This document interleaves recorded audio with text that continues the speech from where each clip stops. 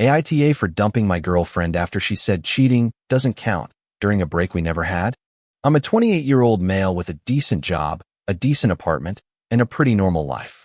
I've been dating Madeline, a 26-year-old female, for almost 3 years. I met her at a friend's birthday party where she was taking pictures of the event. She's a freelance photographer trying to build her portfolio and make a name for herself in the wedding and event world. In the beginning, everything was great. She was creative, spontaneous, and always had interesting perspectives on things. I'm more logical and structured, so her artistic energy balanced me out.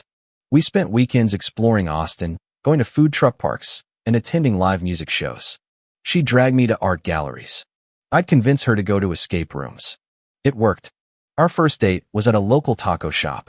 She told me about her dream of becoming a sought-after wedding photographer, building a brand, and maybe opening her own studio one day. I loved her passion, the way her eyes lit up when she talked about her work. She asked me about my job and seemed genuinely interested in the technical aspects of software development. She didn't tune out when I started talking about programming languages. Those first few months were electric. We'd text all day, send each other silly memes, and make plans for the weekend by Tuesday. She'd surprise me at work with coffee. I'd show up to her photo shoots with snacks. It was that honeymoon phase everyone talks about, and I thought it would never end. We moved in together about a year ago. We found a nice 2-bedroom apartment near downtown, so she could use the second room as her studio and office. We split the rent 60-40 since I earned more, which seemed fair. I covered most of the bills, and she contributed what she could while building her business. I had no complaints. I wanted to support her dreams. The apartment hunting process was fun. We'd go to showings together, imagining our life in each space. Madeline would talk about how she'd set up her studio, where we'd put the couch, and what the kitchen would look like when we hosted dinner parties. I was already thinking long-term. I already saw her as my future wife. Now, looking back, I wonder if she was ever really on the same page, or if she was just going with the flow. But about 6 months ago, things started to change. Madeline got really into a photography networking group. Every Thursday night, she'd go to industry meetups at different bars around the city. At first, I thought it was great. Networking is important when you're building a business, right? She'd come home late, usually after midnight, buzzing about potential clients and collaborations. The first few weeks, I'd wait up for her. We'd cuddle on the couch while she told me about all the people she'd met, the connections she was making, the opportunities that might come from it. I was genuinely excited for her, but slowly, those conversations got shorter. She'd say she was tired, that she wanted to go straight to bed, that she'd tell me tomorrow. That tomorrow never came. Then she started going out more on weekends, too. Building relationships, she called it. I understood. Freelance work is all about who you know. But something felt off about the amount of time she was spending with this group, especially with one guy named Spencer, whom she mentioned constantly. It was Spencer this, Spencer that. Spencer had connections with all the big wedding venues. Spencer knew a famous photographer who might mentor her. Spencer thought her portfolio needed more editorial work. At some point, I stopped hearing about anyone else from these meetings. Just Spencer. I mentioned it once, casually. You talk about Spencer a lot. She got defensive immediately. He's a contact, babe. This is how the industry works. You wouldn't get it. Tech is different. In photography, relationships are everything. So I just backed off. I didn't want to be that controlling boyfriend who gets insecure because his girlfriend has male friends. Besides, I trusted her. 3 years together, we talked about marriage, kids, the whole future. Why would I doubt her now? Then, 2 months ago, things got even weirder. She started needing space. Not in a breakup way, but she'd come home and go straight into her studio, close the door, and work on her laptop for hours. When I knocked to bring her dinner or just check in, she'd barely look up. I'm in the zone. I can't break my flow, she'd say without making eye contact. Our physical intimacy took a nosedive. We went from 3 or 4 times a week to maybe once every 2 weeks, and even then, it felt forced. Afterwards, she'd stay on her phone, something she never used to do. When I tried to initiate, there were always excuses, tiredness, stress from a shoot, not feeling well. I started noticing the little things, too. She'd shower as soon as she got home from these networking events. Her wardrobe started to include pieces I'd never seen before, designer clothes that were definitely not in her budget. When I asked about a new dress, she said it was from a thrift store. It still had the tags on. Nordstrom tags.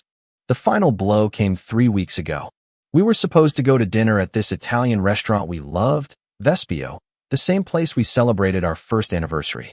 I made the reservation weeks in advance. I left work early, even bought her flowers, the whole 9 yards. She texted me at 5 p.m. Hey, something came up with a potential client. Can we reschedule dinner? I'm so sorry, love. I was annoyed, but I was understanding. I ordered takeout, went home, and settled in for a quiet night. Around 10 p.m., I was scrolling through Instagram when I saw a story from one of her photographer friends. It was a group picture at some downtown bar, and there was Madeline, laughing with a drink in her hand, clearly not meeting with any client. Spencer was in the picture too, his arm casually resting on the back of her chair. I texted her, "Thought you had a client meeting?" Her reply came an hour later. It ended early. The group wanted to get drinks after. I was too tired to text. I'm on my way home now. She got home at 2 a.m. I pretended to be asleep. She slipped into bed and was snoring within minutes, smelling of alcohol and a cologne that was definitely not mine. The next morning, I didn't bring it up. I just filed it away in my head, another data point in a pattern I was starting to recognize. That's when I decided to pay more attention. Not to snoop, just to observe. And what I observed was interesting. She'd get texts and immediately turn her phone over. She changed her passcode. We had always known each other's passcodes. It was never a secret. Suddenly, it was. When I mentioned it casually, she said she changed it by accident and couldn't remember the new one. Yeah, right. She started dressing up way more for these networking events. Not just nice, but like she was trying to impress someone. A new perfume I hadn't bought her. Hair always perfect. Makeup that took way more effort than before. She'd spend an hour getting ready for Thursday meetings, but would barely brush her hair when we went out together. The biggest sign, though, was that she stopped talking about the future. We had been casually looking at houses, talking about buying something instead of continuing to rent. We even had a Pinterest board with house styles we liked and neighborhoods we wanted to explore. Suddenly, she didn't want to look at listings anymore. Let's just focus on the present, she'd say whenever I brought it up. Then came the break conversation. It was a Wednesday night, 3 weeks ago. I was making dinner, spaghetti carbonara, one of my specialties. Madeline got home from another networking event around 9 p.m. and sat at the kitchen counter while I cooked. We need to talk, she said, and my stomach dropped. Nothing good ever starts with those words. I turned off the stove and sat across from her. Okay, what's up? She took a deep breath, like she'd rehearsed this. I think we need to take a break. I stared at her. A break. Yeah, I've been feeling overwhelmed with work, and I think I need some space to focus on my career. It's not about you. I just need to figure out what I want right now. What you want? I repeated, trying to process it. 3 years together, living together, and you need to figure out what you want. It's not like that, she said quickly. I love you. I just need time to focus on me. No pressure, no relationship obligations, just some breathing room. And how much is some? I asked, keeping my voice steady, though it felt like I'd been punched. She shrugged. I don't know, a few weeks, a month, however long it takes. And what exactly does a break mean? Are we broken up? Can we see other people? It's not a breakup, she insisted. We're just taking some distance. And no, it's not about seeing other people. It's about personal growth. The words sounded rehearsed, like something out of a self-help book, or more likely, advice someone else had given her. I had a good idea who that someone was. Is this about Spencer? I asked directly. Her expression flickered for a split second, a flash of something that looked like guilt or panic. What? No, this has nothing to do with him. You're being paranoid. Oh, right. Because you've been spending so much time with him lately. You're coming home late. You're secretive with your phone. And now suddenly you need a break. You're making this into something it's not, she said, standing up. I knew you'd react like this. This is exactly why I need space. You don't trust me. Classic deflection. Making it my fault for noticing her behavior. Fine, I said, surprising her. You want a break? You got it. But let's be clear on the rules. What's on and off the table? She looked thrown off, as if she expected me to argue more. I don't know. We just don't talk for a while. And we can see other people? I pressed. No, she said quickly. It's not about that. It's just space. That's what a break is, she replied, getting defensive. Why do you need to define everything? Can't you just trust me? I wanted to laugh. Trust her after all this? But I just nodded. I don't know. I'll let you know when I'm ready to talk. That night, she packed a bag, enough clothes for a week or so, and left. Said she was staying with a friend. I didn't ask which one, though I had my suspicions. I watched her pack and noticed she was taking her nicest clothes, her best jewelry, and that new perfume. Not exactly the attire of someone planning to hole up and work on herself. That was 3 weeks ago. And for 3 weeks, total silence. No texts, no calls, nothing. I didn't reach out either. If she wanted space, she was going to get it in industrial quantities. I used that time to think, really think, about our relationship, about what I wanted, about whether this was even fixable. The more I thought about it, the clearer it became. She didn't want a break to work on herself. She wanted a break to explore something with Spencer without it technically being cheating. My friend Julian, a software engineer at the same company and my buddy since college, came over that first weekend after she left. We got beers, ordered pizza, and I told him everything.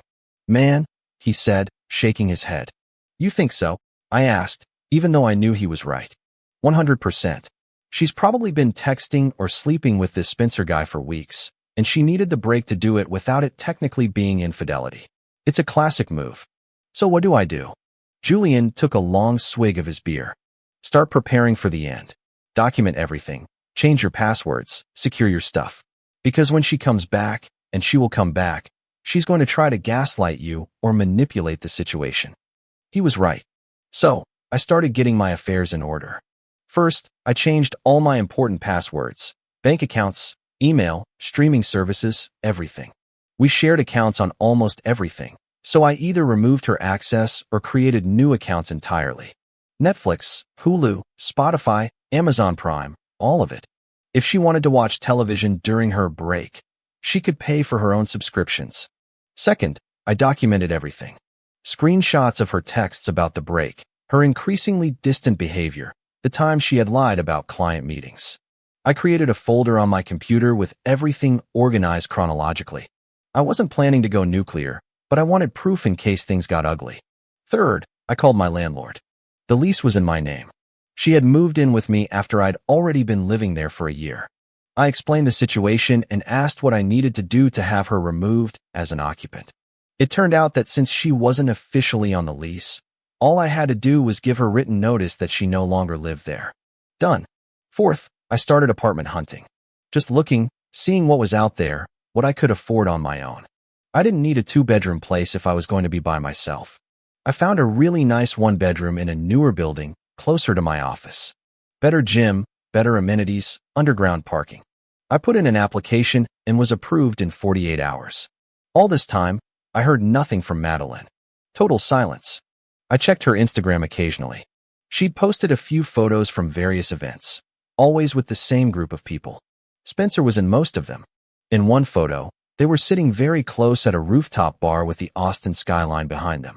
The caption was something like, "Living my best life with my favorite people." No mention of me, no couple photos, nothing to even suggest she was in a relationship. Then, exactly 3 weeks after she left, my phone buzzed at 11 p.m. on a Saturday. Her name popped up.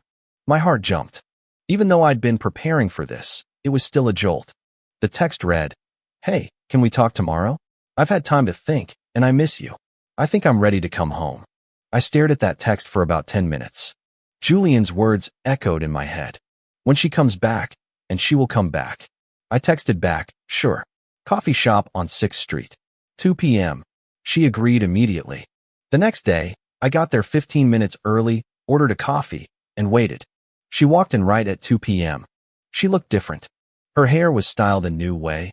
She was wearing makeup she didn't normally wear, and she had an energy about her that seemed like a mix of nervous and excited.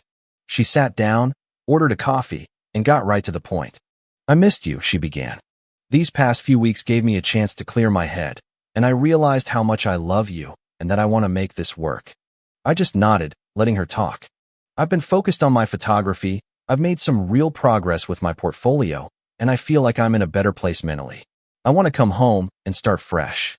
"Start fresh," I repeated. Interesting way to put it. She smiled, missing my tone. Yeah, I mean, we can take what we learned from this time apart and be better together. And what did you learn? I asked. She talked about personal growth, understanding herself better, and valuing what we had. All buzzwords, nothing concrete. She said the space helped her realize what was important, that being apart made her appreciate the relationship more. It all sounded like something out of a magazine article. I let her finish, and then I asked the question that had been burning inside me. Did you see anyone else during this break? Her expression shifted slightly. What? I already told you, this wasn't about that. It was about me. Just you? No one else involved. Of course, she said. But something in her voice wavered. Why are you asking this? I just want to make sure we're on the same page about what this break meant. We are, she said firmly. It was just time apart. That's all. I nodded slowly. Her face fell. What? What? Because I don't trust you anymore, Madeline. This whole break thing fell off from the start, and these 3 weeks have only confirmed what I already suspected. That's not fair, she said, her voice rising slightly. I needed space. That doesn't mean I did anything wrong. Maybe not, I replied calmly. But it does mean we want different things. You wanted to explore whatever this was without me. I want a relationship where we don't need to take breaks to figure out basic things. She started to cry. I don't think we can, I said. I think it's better if we just end things cleanly. No, she said firmly, wiping her tears. I don't accept that. We're going to get through this. I'm coming home tonight, and we'll talk it out properly. Actually, you're not, I replied. She looked at me, confused. I'm moving out. I already have a new place. You can have the apartment if you want, but you'll need to talk to the landlord about getting on the lease and covering the rent yourself. Her face went from confusion to anger to panic in about 5 seconds. You can't just move out. I can, and I am. She leaned back in her chair, processing it. Then her expression hardened. I stood up. I won't. Take care, Madeline. I walked out of that coffee shop feeling lighter than I had in months. It was over. Finally. I expected her to fight more, to cry more, to try to manipulate me into staying. But she gave up easier than I imagined. That should have been my first sign. 3 days later, I was in my new apartment, unpacking boxes, when my phone buzzed. Madeline's name popped up. The text read, "You know what? You're being ridiculous. It's not cheating if we were on a break." I stared at that text for a full minute. Then I started to laugh, truly laughing, alone in my new apartment, because she had just admitted everything without realizing it. I replied, "We weren't on a break. We were still together, just with space. But we are broken up now, permanently. Thanks for clarifying." My phone immediately started ringing. Madeline's name flashed on the screen. I declined the call. She called again. I declined again. Then the texts started flooding in. Wait. No, I didn't mean it like that. I didn't cheat on you. You're twisting my words. Please call me. We need to talk. I can explain. It's not what you think, please. I silenced my phone and went back to unpacking. About an hour later, there was a loud banging on the door of my new apartment. I looked through the peephole. It was Madeline, her face panicked. I opened the door, leaving the security chain on. What? We need to talk, she said, out of breath, like she'd run up the stairs. We already talked. At the coffee shop. That conversation is over. No, you don't understand. I didn't mean it like that. I wasn't admitting anything. Madeline, you literally texted me. It's not cheating if we were on a break. That's an admission. And just to be clear, we were not on a break. You wanted space while we were still together. That's not a break. That's just semantics. You're an awful person, she screamed, loud enough that I worried about my new neighbors. Oh, right. Because from where I'm standing, you took a 3-week vacation from our relationship, got with Spencer or whoever, and now you're trying to justify it by calling it a break. It wasn't like that, she insisted, starting to cry. Spencer and I only kissed once. That's it. It didn't mean anything. And there it was. The full admission. Once. I asked, keeping my voice calm. Or more than once. She hesitated. And that told me everything. It doesn't matter. It was a mistake. I love you. I want to make this work. She looked at the floor. It's entirely relevant. Madeline, did you sleep with him? She didn't answer for a long moment. Then, quietly, yes. I nodded slowly, strangely calm. I had suspected it, obviously, but hearing it confirmed felt different. Okay, well, that makes this easier. We're done. For real. Please don't contact me again. You can't say that, she said, desperate. We have 3 years together. You can't just throw that all away. We were on a break, she yelled. I asked for it. You said it was fine. No, I corrected. You said you needed space. You never said we were broken up. You never said we could see other people. In fact, you specifically said it wasn't about that. So by any definition, we were still together. And you cheated on me. Her face crumpled. I don't want anything from you, Madeline. I just want you to leave me alone. But I love you. No, I replied. You love the stability I gave you. The guy who paid more of the rent, who supported your dreams, who was there when you needed him. You don't love me. You love what I provided. And as soon as something shinier came along, you jumped at it. She tried to grab my hand through the gap in the door. That's not true. Spencer was just exciting and new, and I got swept up in it. But it didn't mean anything. You're the one I want to be with. Funny how it didn't mean anything, but you still did it. I started to close the door, but she stuck her foot in to stop it. Wait, at least let me get my things from the old apartment. Your things? I asked. You put my things in storage? She asked, genuinely shocked, as if she couldn't believe I'd actually followed through on ending things. What did you expect? That I'd keep your stuff in the apartment, waiting for you to maybe come back? I thought you'd wait for me. Well, you thought wrong. Now, please leave before I call building security. She stood there a moment longer, mascara running down her face, looking completely lost. Then she turned and walked away. I closed the door, locked it, and let out a breath I didn't know I'd been holding. The following days were a masterclass in her complete meltdown. First came the texts, hundreds of them. Apologies, accusations, pleas, more apologies. She cycled through every possible emotion. I read them but didn't reply. Then she started calling from different numbers, friends' phones, a work phone, even a number I didn't recognize that was probably a Google Voice number. I declined every call. She showed up at my office. Security called me to ask if I wanted to see her. I said no, and they escorted her out. A coworker saw the whole thing and told me later she was yelling about how I was throwing our relationship away over one little mistake. She started texting Julian, my friend, asking him to talk to me. He blocked her after she sent him a novel-length text saying I was overreacting and he needed to talk some sense into me. Then came the social media posts. Oh, the posts. First, a cryptic Instagram story, when you give someone your all and they throw it away over a misunderstanding. Then, a full post. It's amazing how quickly people give up on a relationship at the first sign of trouble. Real love means fighting through the hard times, not running away. But I guess not everyone is capable of that level of commitment. My phone blew up with mutual friends asking what had happened. I didn't respond to most, but to the close ones, I told the truth. She cheated on me during a break that wasn't really a break. When I ended it, she lost it. Her friend group initially tried to support her, leaving sympathetic comments.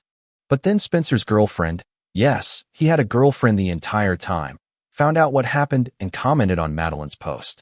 Maybe you shouldn't mess with someone else's boyfriend and then play the victim when your own relationship ends. The whole thing exploded. Madeline deleted the post in under an hour, but screenshots were already everywhere. Julian sent me about 15 different versions people had shared in various group chats. Then Madeline's mom called. That was a fun conversation. What did you do to my daughter? She demanded. She's a wreck. She won't stop crying. She says you're being cruel and won't even talk to her. Did she tell you why we broke up? She said you're mad about a misunderstanding during a break you both agreed to. That's interesting, I replied calmly. Because what actually happened is she asked for space, cheated on me with a guy from her networking group, and then tried to justify it by calling it a break after the fact. When I found out, I ended the relationship. That's the whole story. Silence on the other end of the line. So she cheated on you? Yes. Are you sure? She admitted it to me directly. She slept with him. So yes, I'm pretty sure. More silence. Then, in a much quieter voice, I didn't know that. She told me you were being unreasonable. I'm sure she did. Her mom apologized, said she would talk to Madeline, and hung up. Apparently, Madeline had left out a few key details when crying to her family about her terrible ex-boyfriend. The final push came a week after the coffee shop meeting. Madeline texted me from another new number. I'm outside your apartment. Please, just talk to me face to face. Give me 5 minutes. I looked through the peephole. There she was, sitting in the hallway against my door, looking like she hadn't slept in days. I called building security. There's someone in my hallway who is refusing to leave. Can you send someone up? 5 minutes later, security was there. I opened the door as they were asking her to leave. Ma'am, the resident has asked you to leave. You need to go now, or we'll call the police. She looked at me, desperate. Please, just 5 minutes. That's all I'm asking. No, I said simply. Why are you being so cruel? She yelled as security helped her to her feet. I made one mistake. A mistake is forgetting to buy milk at the store, I replied calmly. Getting with someone else is a choice. You made a choice. Now live with the consequences. You'll regret this, he screamed as they led her toward the elevator. When you realize what you lost, don't come crawling back to me. Noted, I said, and closed the door. That was 2 weeks ago. Since then, it's been mostly quiet. She stopped texting after her mom apparently gave her a piece of her mind about the whole situation. Her social media went private, and according to Julian, who still follows her on Instagram from a fake account he made just to monitor the drama, a true most valuable player, she posted a single story that said, "Sometimes the trash takes itself out." I assumed that was about me. Meanwhile, my life has been pretty great. The new apartment is perfect, smaller but cheaper, and all mine. I've been hanging out with Julian more. I joined a recreational soccer league, and I'm generally just enjoying the peace of not being in a toxic relationship. A few mutual friends reached out to check on me. Turns out, Madeline had been spinning a very different story, but when the truth came out, thanks to Spencer's girlfriend blowing the whole thing up, people's perspectives changed real fast. One friend told me Madeline had been texting her entire contact list looking for allies, but most people just felt bad for Spencer's girlfriend, who apparently had no idea any of this was happening. The best part? Spencer apparently dropped Madeline after everything exploded. I guess he was only interested in the chase, not an actual relationship. Madeline tried to contact him after we broke up, and he just blocked her. Karma is a real thing, people. I actually ran into Spencer's now ex-girlfriend. She approached me at a coffee shop last week. "You're Madeline's ex, right?" she asked. "Yeah. I just wanted to say I'm sorry for what happened. Spencer and I are over, for obvious reasons, but I thought you should know Madeline didn't get her fairy tale ending either." "I appreciate you telling me that," I replied. "Sorry you got dragged into all this." She shrugged. "Honestly, I'm glad I found out. Better now than later. He chatted for a few more minutes. It turns out Spencer had a pattern of doing this, getting bored in relationships, pursuing someone new, and then dumping them when the thrill was gone. Madeline was just his latest target, and she blew up her entire relationship for a guy who didn't even want her long-term. The cosmic justice of it all was not lost on me. I got one last text from Madeline last night, a long one, sent at 3 a.m. "I know you're not going to answer this, but I need to say it. You were right about everything. Spencer was a mistake. The break was a mistake. Ruining us was a mistake. I thought I wanted excitement and freedom, but all I ever really wanted was you. I know it's too late, and I know I don't deserve forgiveness, but I'm sorry. I'm truly sorry. I hope one day you can forgive me, even if you never want to talk to me again. You deserved better than what I gave you." I read it. I acknowledged that it was probably sincere, and then I deleted the message without replying. Because here's the thing. Even if she means it, even if she's truly remorseful, it doesn't change anything. She made her choice. She prioritized her ego, her excitement, and her desires over our relationship. And that's something I can't get over, no matter how sorry she is now. Some people might say I should give her another chance, that everyone makes mistakes, that 3 years is worth fighting for. But I don't see it that way. Those 3 years mattered to me. They were real, they were important. They were the foundation I thought we were building on. And she dynamited at the moment someone more exciting came along. I'm not interested in being anyone's plan B. I'm not interested in being the stable, boring option she settles for after her exciting fling doesn't work out. I'm worth more than that, and I deserve someone who sees my value from the start, not after she screwed up so spectacularly. So yeah, that's my story. My girlfriend tried to have her cake and eat it too by taking a break to cheat guilt-free. When she got caught, she tried to justify it, gaslight me, and manipulate the situation. When that didn't work, she had a complete meltdown. And now here I am, single, living my best life, and honestly, not missing the drama at all. The apartment is quieter now, calmer. I can come home from work and just exist without walking on eggshells or wondering what mood she'll be in. I can make plans without checking to see if they conflict with her networking events. I can just be, and honestly, it feels freaking great. Comment. Hey everyone. Going through something like this is incredibly tough, but it teaches us a powerful lesson about self-worth. It's about recognizing that you deserve honesty, respect, and a partner who chooses you every single day, without question. Setting firm boundaries isn't cruel. It's a necessary act of self-preservation and self-love. Sometimes, the hardest goodbyes lead to the most peaceful hellos and a better version of yourself. Remember to always choose yourself. If you like the stories, don't forget to leave a comment and support the channel by subscribing. See you in the upcoming stories.